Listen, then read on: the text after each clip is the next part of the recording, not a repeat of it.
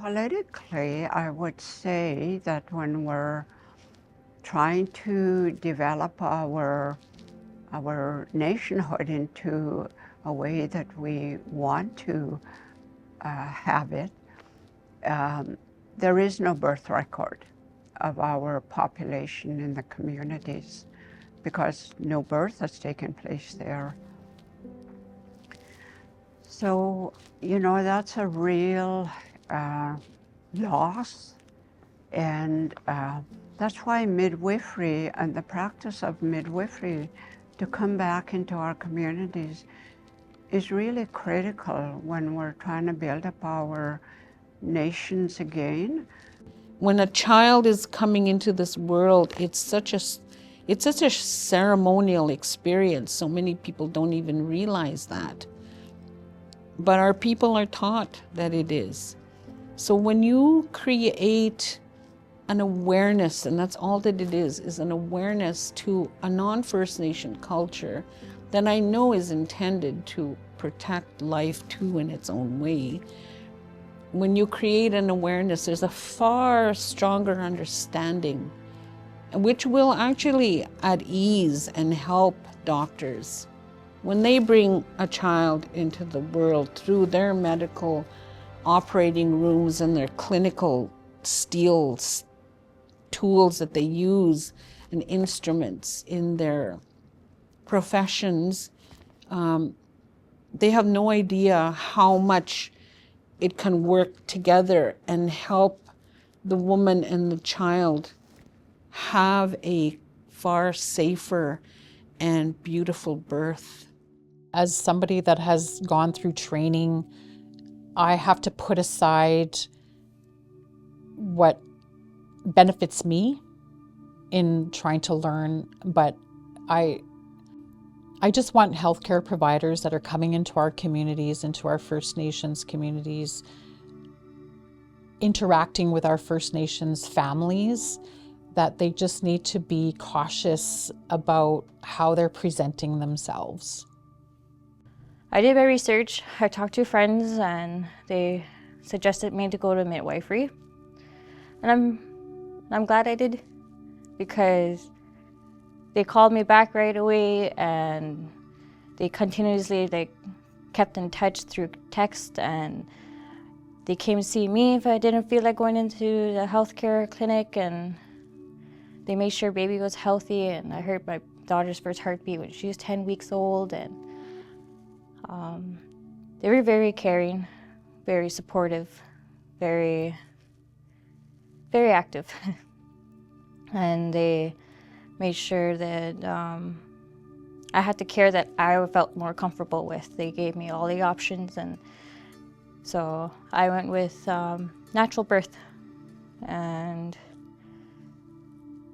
they made it a lot easier. I was more confident with them and there, and so after care, after I had my babies, they kept in touch still.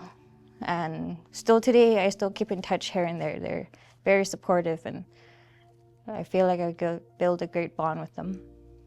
I can just remember the anger I felt in having to reach out to the system and then being told that I might not be able to have a midwife.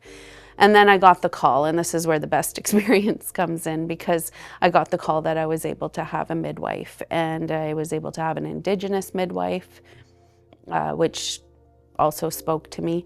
And so I can remember all the meetings with her where it didn't feel hierarchical. It was very two people coming together, and she was there almost to guide and coach and share information and share with me whatever she had. And it was that way. It was just amazing. Some of the struggles, even though I had a midwife, is they're very attached to a medical perspective, which at that time in my life, I didn't have a lot of knowledge or understanding, and I didn't feel it was aligned with my values.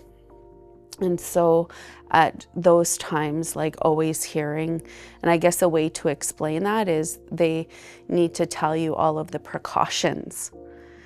So I'm hoping that we will see that rebirth again of birth in our communities, midwives and the greeting of children, the ceremony to ground them in their homes, in their territories, and with a language. So. One of the ways to bring cultural safety into that system is to really have respect for Indigenous practices, Indigenous language, and to allow for more ceremony in that space. And it will not only benefit Indigenous people, it will benefit everybody involved, and really create an environment of trust, because that's what's missing. For other moms, I would like them to know that it's okay to ask questions. And I know a lot of times that you feel scared or shy, but it's important to share your thoughts, your opinions, and your questions, because it's going to be affecting you, and you're the one who's going to be getting that care. And for the doctors and stuff that are working with the expecting mothers, to be sensitive and try to know your patients, because it's very important that they do try to understand where they come from, because it's not always easy where they come from, and they have to be sensitive where just understand and just be there and provide the best help that you feel that you can give. I don't think respectful care is so difficult. It's just how we look at people. And so their skin is different color from ours. And maybe they dress different from us, but they're still people and they're sick. And doctors they take an oath to do no harm. And doing harm can be so easy by not being respectful.